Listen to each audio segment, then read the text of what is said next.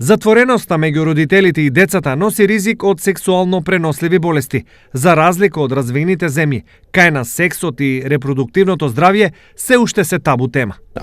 Немам статистика за Македонија, но светскиот тренд е таков што во земјите каде што помалку се зборува отворено за сексот, сексуално преносливите болести се позастапени. Би сакал да знам каков е трендот и во Македонија. Доктор Тим Гол заедно со својата сопруга Марин работат повеќе од 3 децении на оваа проблематика. Според неа, отворениот пристап на родителите кон децата влијае позитивно врз нивното здравје и самодоверба.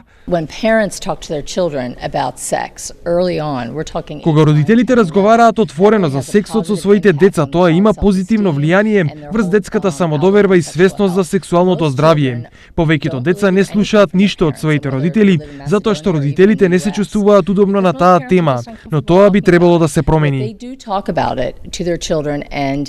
The children what they believe, what their values are. Сепак, родителите мора одговорите на прашањата да ги прилагодат на возраста на децата.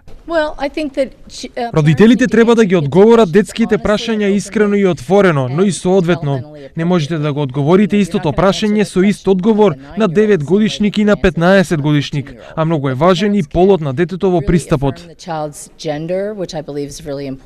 Сите овие пораки беа испратени на предавањето насловено како Митот за сексот, кое се одржа во општина Штип. Една од целите на ова едуктивно предавање учениците и студентите да се запознаат со сексуалното репродуктивно здравје.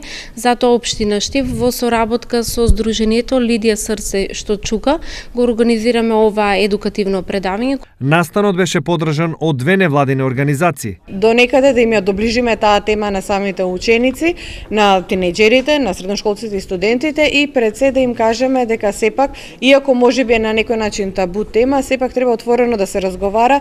Главна цел ни за студентите и гледаме да го изградиме нивниот карактер преку разни активности што ги имаме во повеќе сфери од нивниот живот. Покрај едукативното предавање, студентите и средношколците добија и едукативни флаери, преку кои може да се информираат или да се обратат за совети и помош поврзани со проблеми кои може да произлезат од сексуална природа.